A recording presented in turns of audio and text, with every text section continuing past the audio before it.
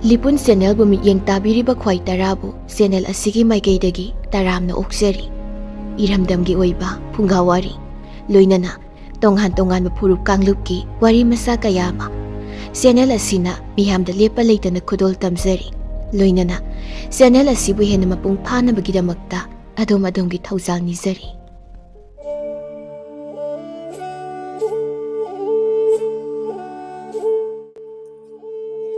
ꯍꯧꯖꯤꯛ ꯃꯤꯌꯥꯝꯗ ꯈꯨꯗꯣꯜ ꯇꯝꯖꯔꯤ ꯐꯨꯡꯒꯥꯋꯥꯔꯤ ꯃꯔꯨꯞ ꯑꯍꯨꯝ꯫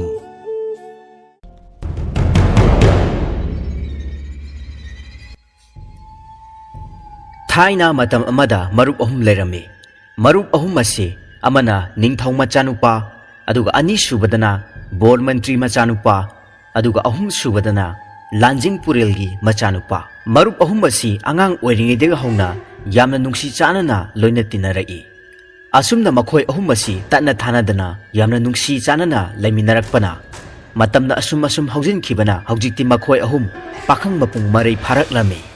ꯅꯣꯡꯃꯗꯤ ꯅꯤꯡꯊꯧ ꯃꯆꯥꯅꯨꯄꯥ ꯑꯗꯨꯅ ꯃꯍꯥꯛꯀꯤ ꯃꯔꯨꯞ ꯑꯅꯤꯗ ꯑꯁꯨꯝꯅ ꯍꯥꯏꯔꯝꯃꯤ, "ꯃꯔꯨꯞ ꯑꯅꯤ, ꯉꯁꯤꯗꯤ ꯃꯐꯝ ꯑꯁꯤ ꯊꯥꯗꯣꯛꯇꯨꯅ ꯌꯥꯝꯅ ꯑꯔꯥꯞꯄ ꯃꯐꯝ ꯑꯃꯗ ꯀꯣꯏꯕ ꯆꯠꯂꯨꯁꯤ."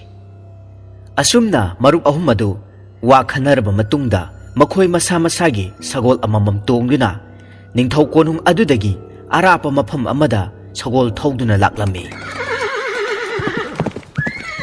ꯑꯁꯨꯝ ꯂꯦꯞꯇꯅ ꯂꯥꯛꯄꯅ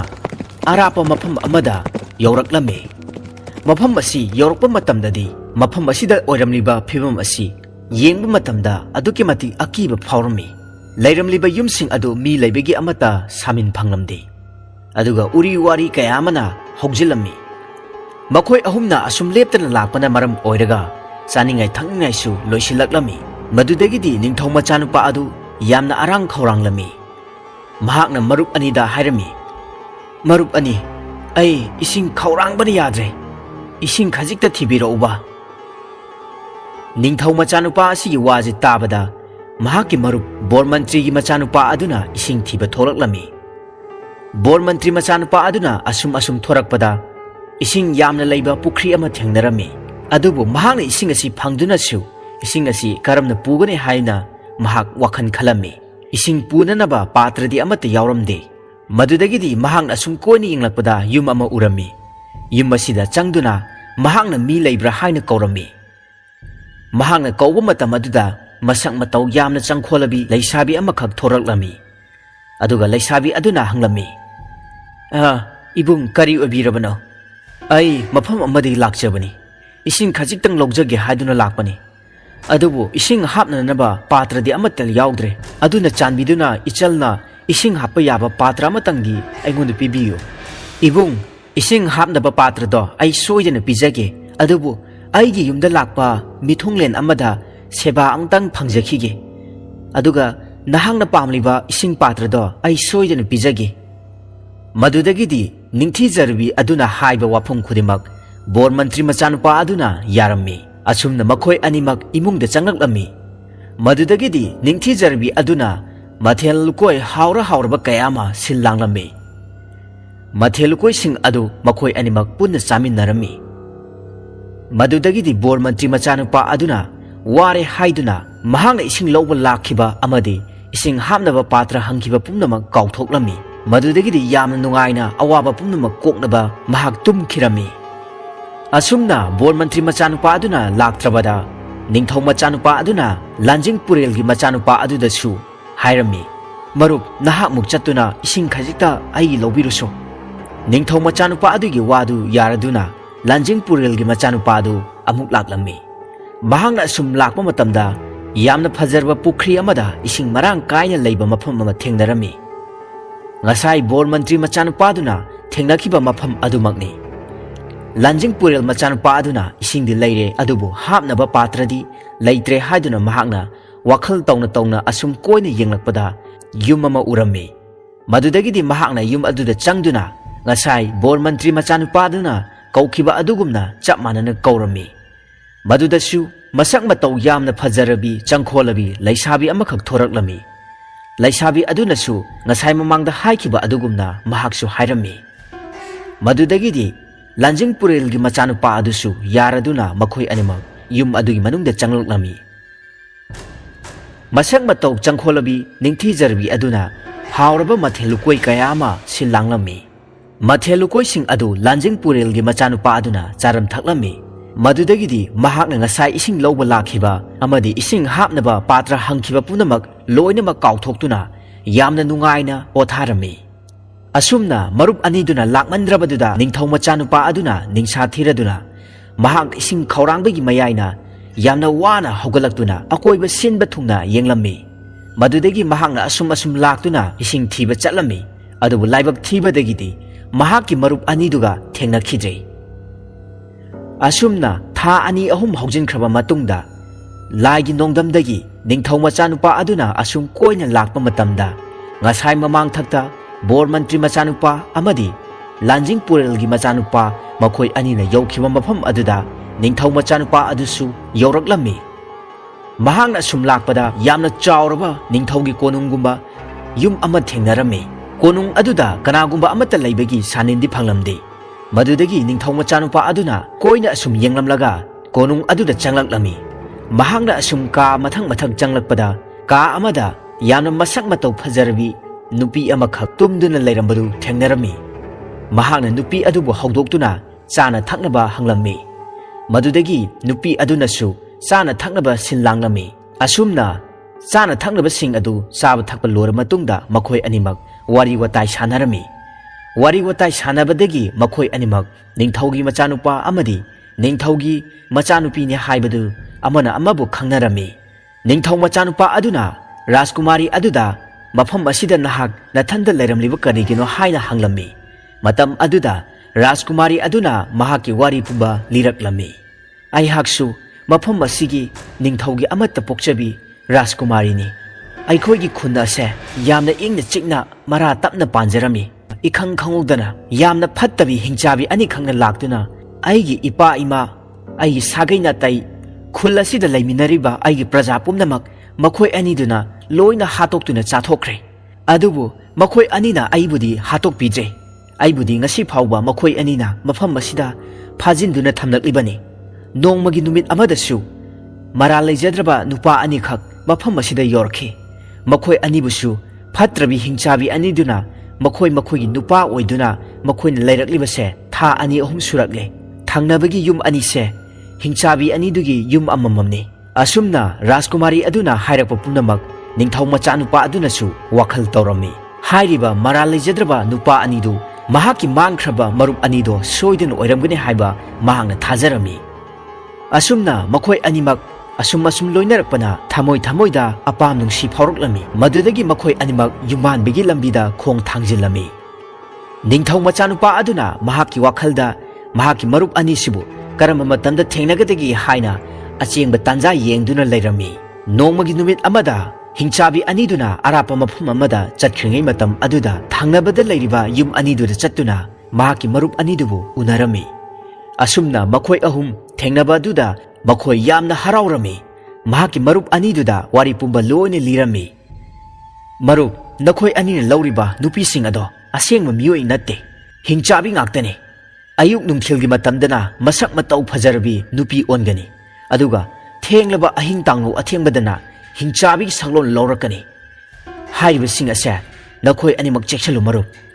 Asumna wari watai sanara matungda makhoi anidusu ahing tumdana mingsel khanglami. Madudagidi athengba ahing aduda hairiba hingchabi anidu makhoigi asengba satamda hanjalaklami. Makhoi anidudi kibana thak niklami.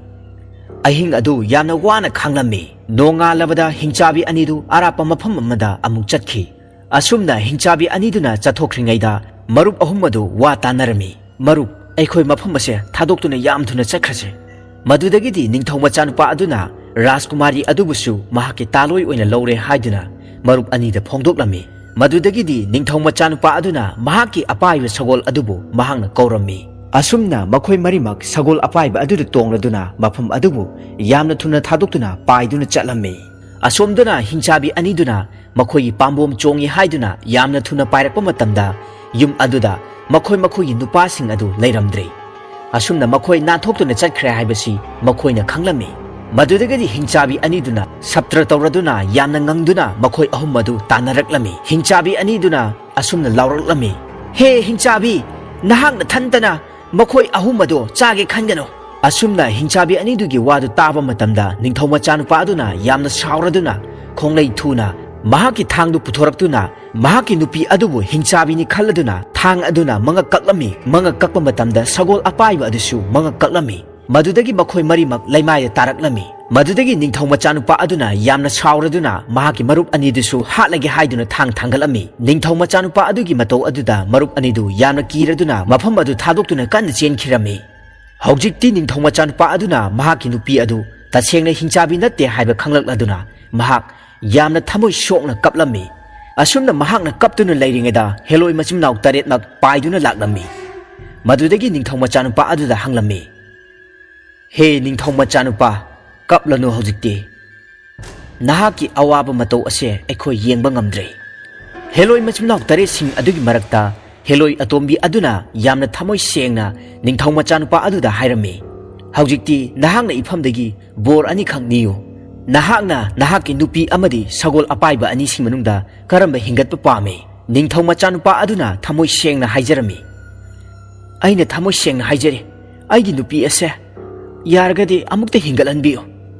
ꯍꯦꯂꯣꯏ ꯃꯆꯤꯟꯃꯅꯥꯎ 8 ꯑꯗꯨꯅ ꯊꯧꯖꯥꯟꯕꯤꯔꯗꯨꯅ ꯔꯥꯖꯀꯨꯃꯥꯔꯤ ꯑꯗꯨꯕꯨ ꯍꯤꯡꯒꯠꯍꯜꯂꯝꯃꯤ ꯃꯗꯨꯗꯒꯤ ꯃꯈꯣꯏ ꯑꯅꯤꯃꯛ ꯌꯥꯝꯅ ꯅꯨꯡꯁꯤꯅ ꯀꯞꯂꯝꯃꯤ ꯅꯤꯡꯊꯧ ꯃꯆꯥꯅꯨꯄꯥ ꯑꯃꯗꯤ ꯔꯥꯖꯀꯨꯃꯥꯔꯤ ꯑꯅꯤꯗꯨꯒꯤ ꯃꯇꯧ ꯑꯗꯨ ꯌꯦꯡꯕ ꯉꯝꯗ꯭ꯔꯗꯨꯅ ꯍꯦꯂꯣꯏ 8 ꯑꯗꯨꯅ ꯊꯧꯖꯥꯟꯕꯤꯔꯗꯨꯅ ꯄꯥꯏꯕ ꯌꯥꯕ ꯐꯤ ꯑꯃꯁꯨ ꯄꯤꯔꯝꯃꯤ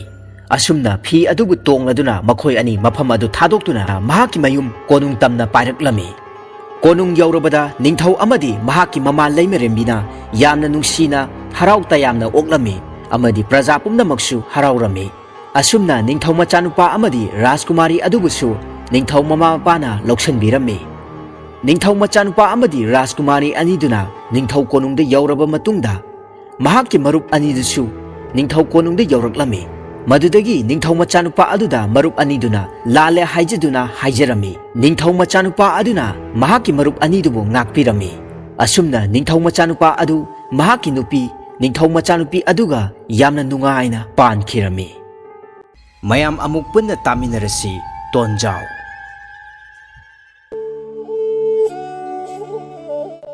ꯃꯇꯝ ꯑꯃꯗ ꯂꯥꯏꯔ ꯆꯨꯗꯠꯅꯔꯕ ꯂꯝꯖꯥ ꯑꯃ ꯂꯩꯔꯝꯃꯤ ꯃꯍꯥꯛ ꯄꯨꯛꯆꯦꯜꯗ ꯌꯥꯝꯅ ꯁꯦꯡꯂꯝꯃꯤ ꯁꯨꯐꯝ ꯅꯣꯝꯐꯝ ꯊꯤꯕꯗ ꯐꯪꯗꯕꯅ ꯃꯍꯥꯛ ꯍꯤꯡꯕꯗ ꯌꯥꯝꯅ ꯋꯥꯔꯝꯃꯤ ꯃꯁꯛ ꯃꯇꯧ ꯐꯖꯕ ꯃꯄꯥꯡꯒꯜ ꯀꯟꯕ ꯄꯥꯈꯪ ꯑꯣꯏꯖꯔꯕꯁꯨ ꯂꯥꯏꯔꯕꯅ ꯃꯔꯝ ꯑꯣꯏꯔꯒ ꯀꯅꯥꯅꯁꯨ ꯃꯍꯥꯛꯄꯨ ꯁꯤꯡꯊꯥꯕꯤꯔꯝꯗꯦ ꯅꯤꯡꯉꯣꯜ ꯄꯣꯛꯄ ꯃꯃꯥ ꯃꯄꯥꯁꯤꯡꯅ ꯃꯌꯥꯝ ꯃꯃꯥꯛ ꯑꯣꯏꯅꯤꯡꯂꯝꯗꯦ ꯃꯍꯥꯛ ꯌꯥꯝꯅ ꯇꯣꯟꯅ ꯍꯤꯡꯉꯤ ꯑꯗꯨꯕꯨ ꯊꯃꯣꯏꯗꯤ ꯌꯥꯝꯅ ꯆꯥꯎꯏ ꯍꯥꯏꯗꯨꯅ ꯈ꯭ꯋꯥꯏꯅ ꯃꯍꯥꯛꯄꯨ ꯇꯣꯟꯖꯥꯎ ꯍꯥꯏꯅ ꯀꯧꯏ ꯏꯄꯥꯟ ꯊꯥ ꯍꯧꯒꯠꯂꯛꯄꯗ ꯑꯆꯧ ꯑꯆꯧꯕ ꯄꯥꯠ ꯇꯨꯔꯦꯟꯗꯒꯤ ꯉꯥꯁꯤꯡꯅ ꯂꯣꯛꯇ ꯏꯉꯥꯡ ꯆꯥꯕ ꯍꯥꯏꯒꯠꯅꯔꯛꯏ ꯍꯥꯏꯕ ꯇꯥꯕꯗꯒꯤ ꯇꯣꯟꯖꯥꯎꯅ ꯌꯥꯝꯅ ꯆꯥꯎꯕ ꯂꯨ ꯑꯃꯈꯛ ꯇꯟꯅ ꯁꯥꯔꯝꯃꯤ ꯑꯗꯨꯒ ꯂꯣꯛ ꯑꯃꯗ ꯊꯨꯝꯂꯝꯃꯤ ꯃꯊꯪꯒꯤ ꯑꯌꯨꯛ ꯑꯉꯟꯕꯗ ꯃꯍꯥꯛꯅ ꯂꯨ ꯀꯥꯏꯔꯨꯕꯗꯒꯤ ꯅꯨꯡ ꯉꯥ ꯈꯔꯒ ꯉꯥꯃꯨ ꯈꯔꯒ ꯆꯪꯂꯝꯃꯤ ꯃꯍꯥꯛ ꯌꯥꯝꯅ ꯍꯔꯥꯎꯔꯝꯃꯤ ꯃꯊꯪꯒꯤ ꯅꯨꯃꯤꯠꯇꯁꯨ ꯑꯁꯥ ꯌꯥꯝꯅ ꯆꯥꯎꯅ ꯂꯨ ꯀꯥꯏꯕ ꯆꯠꯂꯝꯃꯤ ꯃꯍꯥꯛꯅ ꯂꯨ ꯆꯤꯡꯈꯠꯂꯨꯕ ꯃꯇꯝꯗꯗꯤ ꯌꯥꯝꯅ ꯂꯨꯝꯂꯝꯃꯤ ꯃꯅꯨꯡꯗ ꯆꯪꯂꯤꯕ ꯖꯤꯕ ꯑꯗꯨ ꯎꯕꯗ ꯃꯍꯥꯛ ꯀꯤꯗꯕ ꯉꯝꯈꯤꯗꯦ ꯂꯨ ꯑꯗꯨ ꯀꯪꯐꯥꯟꯗ ꯆꯤꯡꯈꯠꯂꯒ ꯈꯣꯡꯀꯥꯞ ꯈꯔ ꯍꯟꯇꯣꯛꯂꯒ ꯃꯨꯟꯅ ꯌꯦꯡꯉꯤ ꯃꯆꯤ ꯑꯅꯤ ꯃꯈꯣꯡ ꯅꯤꯄꯥꯟ ꯄꯥꯟꯕ ꯂꯥꯏꯔꯦꯟꯅꯤ ꯍꯥꯏꯕ ꯃꯍꯥꯛꯅ ꯈꯪꯂꯝꯃꯤ ꯂꯥꯏꯔꯦꯟꯗꯨꯒꯤ ꯃꯃꯤꯠ ꯑꯅꯤꯗꯨ ꯃꯩꯕꯨꯟꯒ ꯃꯥꯟꯅꯅ ꯂꯪꯇ꯭ꯔꯤꯛ ꯂꯪꯉꯤ ꯃꯀꯣꯛꯅ ꯑꯈꯨꯕ ꯂꯨꯅꯤꯡꯂꯣꯝꯗ ꯆꯪꯂꯨꯕꯗꯒꯤ ꯇꯨꯡꯂꯣꯝꯗ ꯍꯟꯗꯣꯛꯅꯕ ꯍꯣꯠꯅꯕꯗ ꯂꯥꯏꯔꯦꯟ ꯑꯗꯨꯒꯤ ꯃꯆꯤ ꯑꯅꯤꯗꯨ ꯄꯖꯦꯡꯒꯤ ꯀꯥꯔꯛꯇꯨꯗ ꯂꯤꯊꯣꯛꯇꯨꯅ ꯄꯟꯈꯤꯕꯖꯥꯠꯅꯤ ꯃꯍꯥꯛ ꯂꯦꯡꯕ ꯉꯝꯗꯅ ꯌꯥꯝꯅ ꯋꯥꯅ ꯈꯥꯡꯂꯝꯃꯤ ꯂꯨꯅꯨꯡꯗꯒꯤ ꯅꯥꯟꯊꯣꯛꯄ ꯉꯝꯗ꯭ꯔꯕ ꯂꯥꯏꯔꯦꯟꯗꯨ ꯍꯥꯠꯅꯅꯕ ꯇꯣꯟꯖꯥꯎꯅ ꯃꯆꯤꯟ ꯇꯨꯝꯕ ꯆꯩ ꯀꯣꯏꯊꯤ ꯊꯤꯔꯝꯃꯤ ꯍꯥꯏꯔꯤꯕ ꯃꯇꯝ ꯑꯗꯨꯗ ꯂꯥꯏꯔꯦꯟꯅ ꯇꯥꯏꯕꯪ ꯃꯤꯔꯣꯜꯗ ꯑꯁꯨꯝꯅ ꯍꯥꯏꯔꯛꯂꯝꯃꯤ ꯍꯦ ꯅꯨꯄꯥ ꯅꯪꯅ ꯑꯩꯒꯤ ꯊꯋꯥꯏ ꯀꯜꯂꯨ ꯅꯪꯅ ꯑꯩꯕꯨ ꯈꯪꯗ꯭ꯔꯦ ꯑꯩꯁꯦ ꯂꯥꯏꯔꯦꯟꯁꯤꯡꯒꯤ ꯅꯤꯡꯊꯧ ꯆꯤꯡꯂꯥꯏꯅꯤ ꯆꯥꯛꯇꯥꯕ ꯂꯥꯛꯄꯗ ꯅꯪꯒꯤ ꯂꯨꯗ ꯆꯪꯂꯨꯔꯦ ꯑꯩ ꯌꯥꯝꯅ ꯋꯥꯔꯦ ꯑꯩꯕꯨ ꯑꯃꯨꯛꯇ ꯊꯥꯗꯣꯛꯎ ꯑꯩ ꯅꯪꯉꯣꯟꯗ ꯕꯣꯔ ꯑꯃ ꯄꯤꯒꯦ ꯑꯩ ꯋꯥꯁꯛꯇꯨꯅ ꯍꯥꯏꯔꯤꯕꯁꯤꯅꯤ ꯇꯣꯟꯖꯥꯎ ꯊꯥꯡꯒꯠꯂꯝꯕ ꯆꯩ ꯑꯗꯨ ꯊꯥꯗꯔꯝꯃꯤ ꯃꯍꯥꯛꯀꯤ ꯂꯨꯒꯤ ꯑꯀꯟꯕ ꯄꯖꯦꯡꯁꯤꯡꯗꯨ ꯊꯨꯗꯦꯛꯂꯝꯃꯤ ꯂꯨ ꯁꯤꯗꯣꯛꯄ ꯂꯣꯏꯔꯕꯗ ꯂꯥꯏꯔꯦꯟꯒꯤ ꯑꯋꯥꯕ ꯀꯣꯛꯈ꯭ꯔꯦ ꯇꯣꯟꯖꯥꯎꯅ ꯍꯥꯏꯔꯝꯃꯤ ꯍꯦ ꯂꯥꯏꯔꯦꯟ ꯍꯧꯖꯤꯛꯇꯤ ꯅꯍꯥꯛ ꯆꯠꯈꯤꯕ ꯌꯥꯔꯦ ꯑꯗꯨꯕꯨ ꯌꯦꯡꯉꯨ ꯅꯪꯕꯨ ꯀꯟꯅꯅꯕ ꯍꯣꯠꯅꯕꯗ ꯑꯩꯅ ꯃꯇꯝ ꯌꯥꯝꯅ ꯆꯪꯅ ꯁꯥꯖꯈꯤꯕ ꯑꯩꯒꯤ ꯂꯨꯗꯣ ꯃꯥꯡꯍꯜꯂꯕꯅꯤ ꯂꯥꯏꯔꯦꯟꯅ ꯈꯨꯝꯂꯛꯂꯝꯃꯤ ꯉꯥꯏꯈꯣ ꯅꯨꯄꯥ ꯂꯥꯏꯔꯦꯟ ꯑꯩꯈꯣꯏꯗꯤ ꯍꯥꯏꯗꯣꯛꯈꯤꯕ ꯋꯥꯁꯤ ꯉꯥꯛꯅ ꯆꯠꯅꯩ ꯅꯪꯅ ꯈꯪꯅꯤꯡꯕ ꯍꯩꯅꯤꯡꯕ ꯅꯠꯇ꯭ꯔꯒꯅ ꯑꯄꯥꯝꯕ ꯑꯃꯇꯪꯗꯤ ꯍꯥꯏꯌꯨ ꯑꯩ ꯁꯣꯏꯗꯅ ꯊꯨꯡꯍꯟꯒꯦ ꯅꯪꯉꯣꯟꯗ ꯕꯣꯔ ꯑꯃ ꯄꯤꯔꯝꯗꯅ ꯑꯩ ꯈꯛ ꯆꯠꯂꯣꯏ ꯇꯣꯟꯖꯥꯎ ꯉꯥꯏꯍꯥꯛ ꯋꯥꯈꯜ ꯃꯨꯟꯅ ꯇꯧꯏ ꯐꯔꯦ ꯑꯗꯨꯗꯤ ꯇꯥꯏꯕꯪꯄꯥꯟꯕꯗ ꯂꯩꯔꯤꯕ ꯖꯤꯕ ꯄꯨꯝꯅꯃꯛꯀꯤ ꯃꯔꯣꯟ ꯈꯪꯕ ꯉꯝꯕ ꯁꯛꯇꯤꯗꯣ ꯑꯩꯉꯣꯟꯗ ꯄꯤꯅꯕꯤꯌꯨ ꯆꯤꯡꯂꯥꯏꯗꯨ ꯅꯣꯛꯂꯝꯃꯤ ꯃꯍꯥꯛꯅ ꯇꯣꯟꯖꯥꯎꯗ ꯃꯨꯟꯅ ꯌꯦꯡꯂꯝꯃꯤ ꯑꯗꯨꯒ ꯃꯈꯥ ꯇꯥꯔꯛꯏ ꯃꯇꯤꯛ ꯃꯌꯥꯏ ꯑꯗꯨ ꯐꯪꯅꯅꯕ ꯕꯣꯔ ꯑꯩꯅ ꯅꯉꯣꯟꯗ ꯄꯤꯔꯕꯅꯤ ꯑꯗꯨꯕꯨ ꯊꯨꯒꯥꯏꯕ ꯌꯥꯗꯕ ꯋꯥꯐꯝ ꯈꯔ ꯉꯥꯛꯅ ꯆꯠꯄ ꯃꯊꯧ ꯇꯥꯏ ꯑꯍꯥꯟꯕꯗ ꯕꯣꯔ ꯑꯁꯤ ꯅꯪꯅ ꯑꯩꯉꯣꯟꯗꯒꯤ ꯐꯪꯕꯅꯤ ꯍꯥꯏꯕꯁꯤ ꯀꯅꯥꯗꯁꯨ ꯍꯥꯏꯗꯣꯛꯄ ꯌꯥꯗꯦ ꯀꯔꯤꯒꯨꯝꯕ ꯅꯪꯅ ꯊꯧꯁꯥꯗꯕꯗꯒꯤ ꯍꯥꯏꯗꯣꯛꯄ ꯇꯥꯔꯕꯗꯤ ꯑꯩꯅ ꯅꯪꯕु ꯈꯨꯗꯛꯇ ꯍꯥꯠꯄ ꯂꯥꯛꯀꯗꯧꯔꯤꯕꯅꯤ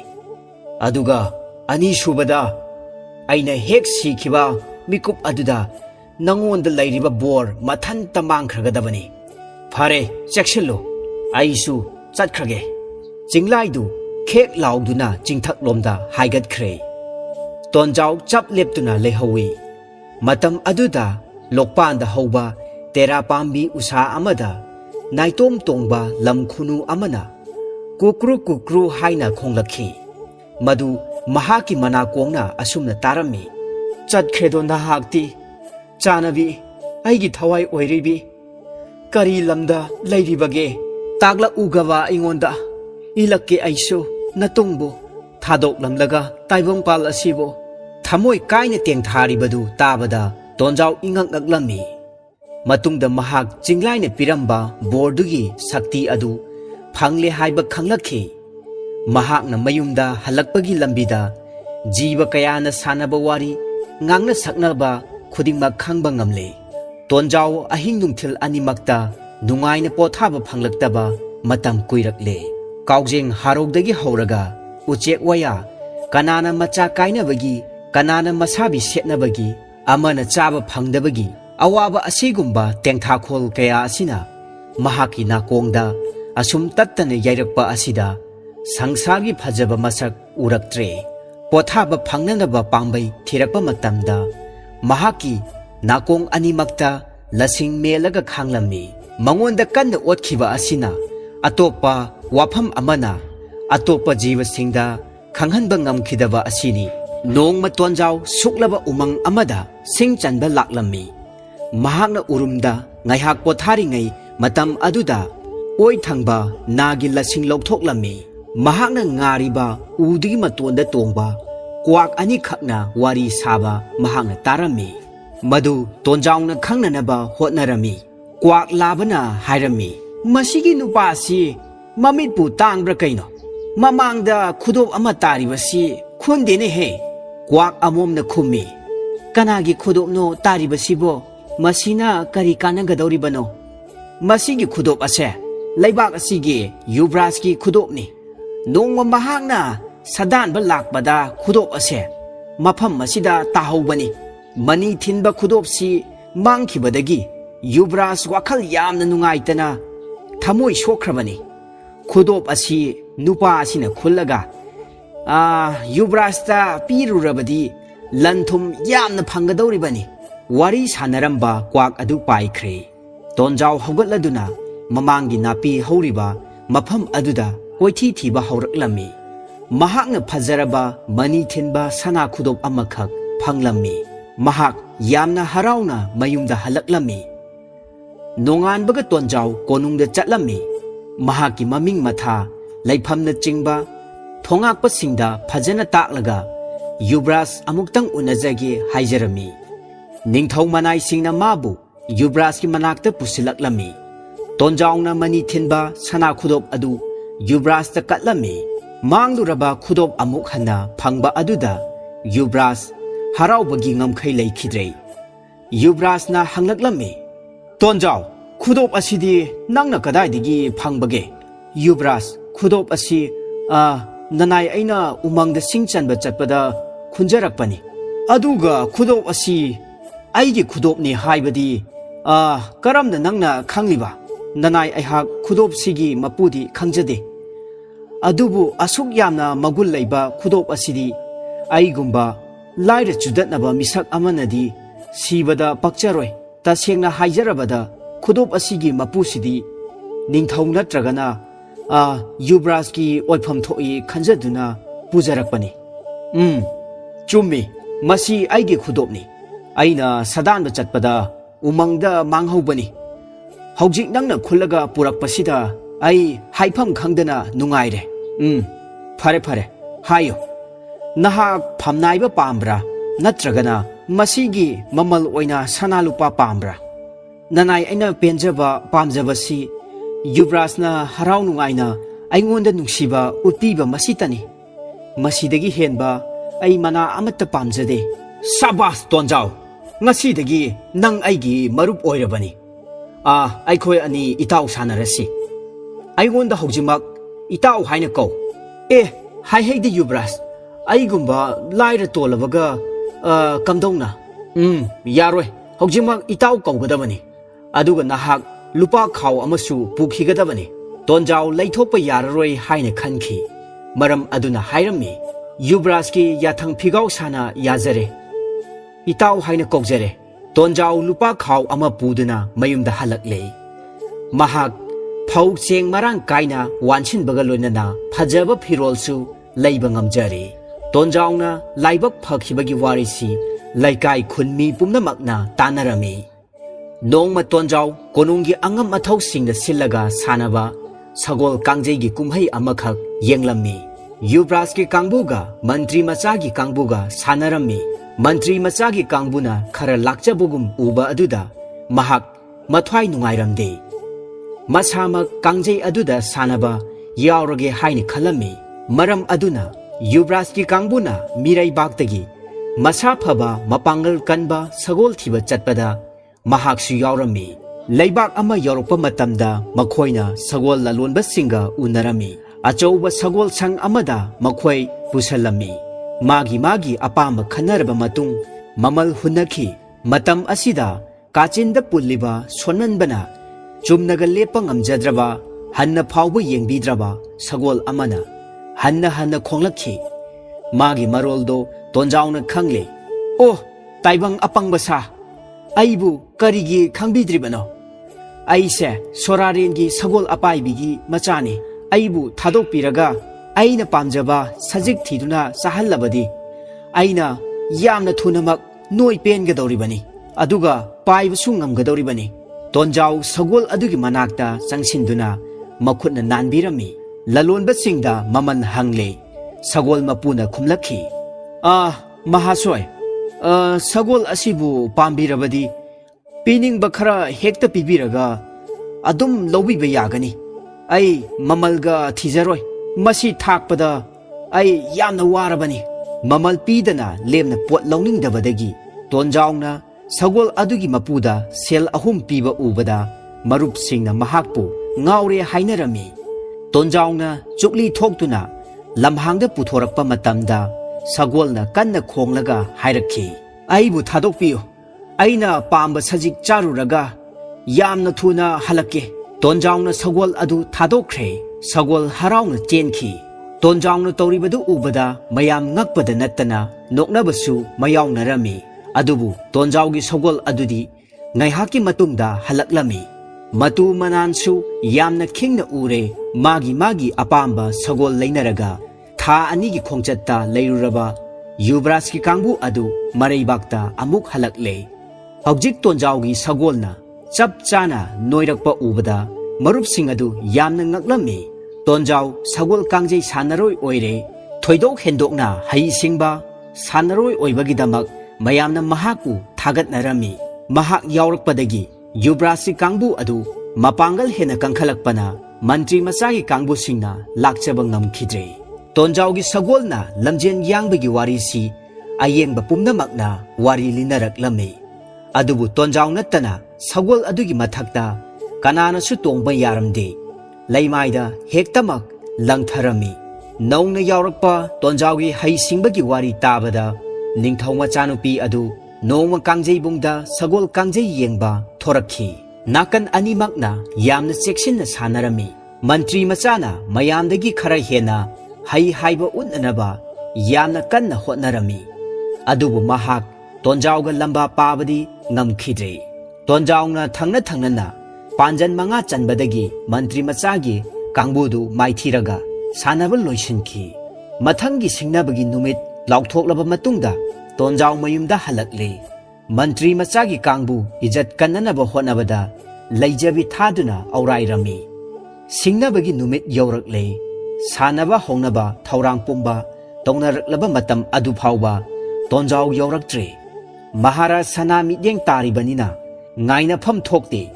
sanaba horami तोंजाव यावदबदगी युवराजकी कांगबु अदु यामना निंगहन्नखी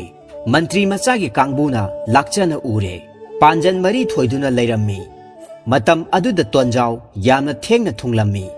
युवराज सावबना थक थक निकलम्मी युवराजना सावना हाइरम्मी इताउ तोंजाव करिगिनो थेंगलक्लिबदि मसिबु फागिरो नंगना थेंगलकपगी मरमदो हायो थौसादबो ओइरबदि चैराक फंगबा तारे तोंजावना खुमलक्लम्मी युवराज वफम अदु हंगचगे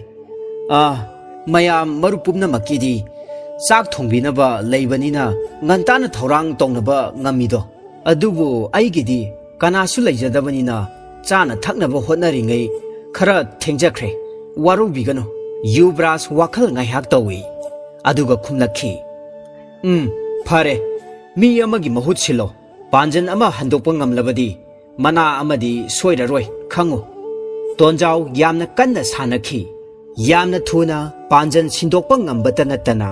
मखोइगी कांगबुना अनि थोइरगा नुमित ताखिबदगी सानबा लोइसिलम्मी मथंगी नुमित्ता युवराजना तोंजावदा चिठी अमखक थारकलम्मी मरोलदी असुमना इरकलम्मी इताव अइना ngarang नंगोंदा वासखिबा मनादो काउबिरब्रा खोइदा बिद्रबसु लनबदी तौबिगनो इतावदा अइगे अमखक्तंग लैजबी इचनुपीसे कच्चनबा हौदोकलुबा वाफमबु पाबुंग महाराजना याबिरकपदगी अइना हराव मनखरदुना पाव असि थाजरकलिबनी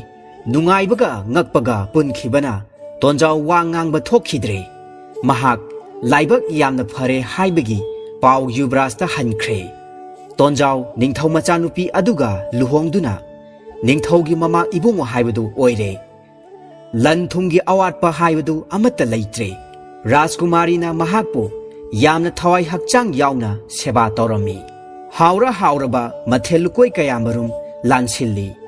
मसिगी मतुंग तोंजावना नोंगवा पोइनु नुंगसा याइरगा मंगोलदा Tshering थोंबगी ngaren charami onthongna हावख्रबजानी मनाक्ता सेबागिदमक सुमहतनिंगाई ओइरबी निंगथीजरबी राजकुमारीना फमली मदुसु थोइदोक हेंदोकपा मथेल अमनी तोंजाव Charamba चप लेपतुना मथनता थिक थिक नोकलम्मी ngaihak लैरगा अमुक सावगलखी मचिनदगी हाइदोखिबा खंगहौद्रे तुकचैदा फटखिद्रेदा मपुरोबगी मतौ असिदा राजकुमारी यामना ngaklammi चाक एनसांगदा करी असोइबे यावख्रगे खंदुना मथ्वाई वाना हंगजरम्मी इबुंगो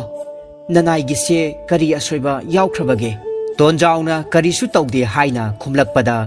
राजकुमारी पेलमदे राजकुमारीना हंजिन हंजिन हंगबदा नोखिबा अमसुंग सावखिबेगी मरम अदु ताकु हाइबे याखिद्रे खंगहौदना लाखिबा पुकनिंगी इहुलना मपान थोखिबनी थोइदोकपा वा लैते हाइना राजकुमारीबु थेमजिनबिखि मदुना राजकुमारीगी नुंगाइतबदी फाथबा ngamkhidre महाकपु उसितपिद्रे खंगनिंगबा वाफम नमथबिरे हाइना वारौख्रबा माले महाक अहिंग चुप्पा तुमदना खलमी मथंगी नुमित नोंग हेक nganbadagidi राजकुमारीना मपाबुंग निंगथौदा वाकटलमी पाबुंग महाराज अइना थोंबा चाक एनसांगबु नमाक इबुंगना पेनबिद्रे महाकना नोकनै करेमनै tukache hai maram hangbada takpide thauksabide mahaki lonchat chumthokpiyo aibu ijat tawbidaba ipuroiba seba amuk hana tawba ngamjararoi masigi matungda maharajna tonjawbu konungda kaukhatlami machanupigi wakatki matangda wa hanglami tonjawna nokhiba ngangkhiba pumbagi maram takte asum ningsingba ama lakpadagi tawkhibani haibasidagi hendre maharaj yamna saurami amaromda rajkumaribu mamau oiba phanghodabadagi kalaktuna laman khumningduna leiraba bor mantrigi wa lumna pukhalakhi leibak ningthogi mafamda usittaba mawong utpagidamak tonjawbu sibagi chairak pinaba yathang lauthokhankhre mathangi ayukta tonjawbu mihat pungda puthoraklami leibak miyam paire aki tujungi achauba kumhai amani matam asida tonjawna hairaklami iningthau chairak phangjadringai asida ai wafam amatangdi hangatchage loinana aigi sagolbusu inak nakna laihanbiu tonjawgi apambadu ningthongnasu yarammi tonjawna khonjel wangna lauruklami iningthau aigi wari tabiyo aina chak charingaida nokhiba amadi saukhibagi maram haijarage aina chak charingaida leimaida takhiba chak maru ama kakcheng amana yamna wana phana sangna chinglaga purami tanja aduda haying amakhak paisilaptuna chak maru adubu kakchengdagi munnanaba hotnakhi kakchengna haije marup tawbigano thadou nangdi nasa panbanina koina pairaga chinjak thiba ngamido aidi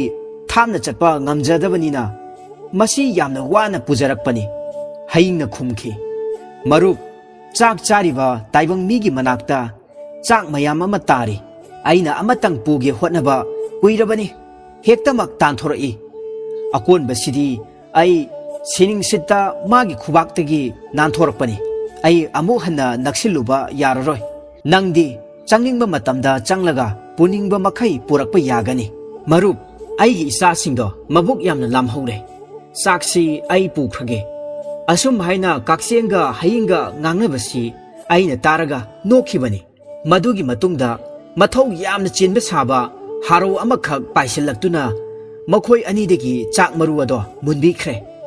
madu ubada ai yamna sawningkhi namphu kanba jiba aduda aina chaikhi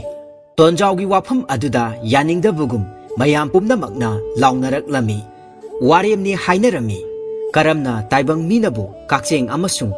hayingi maron khangba ngamgadawribano oithokdaba wani haibasida ningthau amadi phamnaiba singna thausabiramde tonjaw yamna nungairamde matam asida mahakna miyamgi kholaw namhattuna matau karamna mahaki luda jinglai changlamba jinglaina mangonda taibangi jiba pumnamaki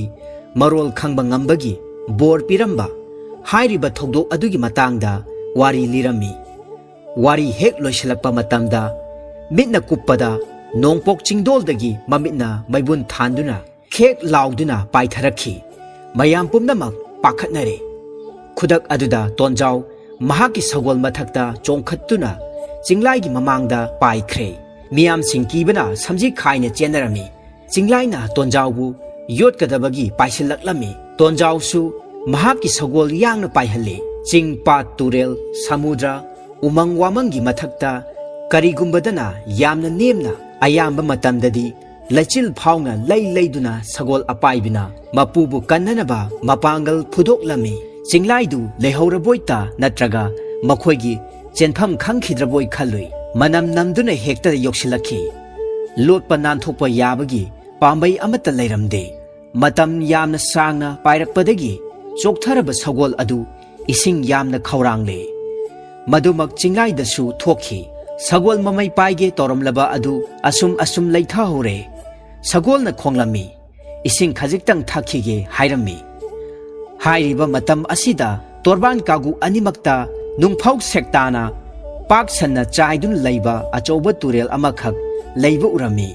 maduda taramdai numitna yeibada punglang langna urami madu yenglaga sagol leitharaklami sapu kanman khibadagi ising mapangi nunglakta makokna yumsinbadagi sagol lengkhidrei awangba atiyadagi cinglaina tonjawbu tamlakhi खुलई थुना अरुब हिदेन चोंथरमी चिंगलाइसु तोरबान येसिंदुना मयाद नुंग pick थन्ना चंगलमी मासु लेंखिजे तोंजाउना इसिंगदगी फाउगलप मतमदा सगोलगा चिंगलाइगदु असीबगुमना तादुन लेरमले तोंजाउ मागी सगोलदा नालगा यामना कपलमी महाकु कन्ननब होनखिबा जीवा अमगिदमक्तदी करिसु तौबा ngamdre खल्लुबदा महाक यामना नुंगाइरमदे हौजिक महाकी Sagol अदु अमुक हन्ना हौगलक्लरोय करमना हनगदौरिबनो खल्लुबदा तोंजाउ फुंबंगनरमी महाकी चोटलंबा फीसु assume assume कंगलपगा लोइनना नुमिसु तासिनख्रे अमंबा अहिंग अदुदा तोंजाउ नुंगपाक अमदा फमदुना महाकी Sagol अदु अमुक हन्ना लेंगलकप्रा हाइदुना येंगलमी मतम अदुदा इयाइदा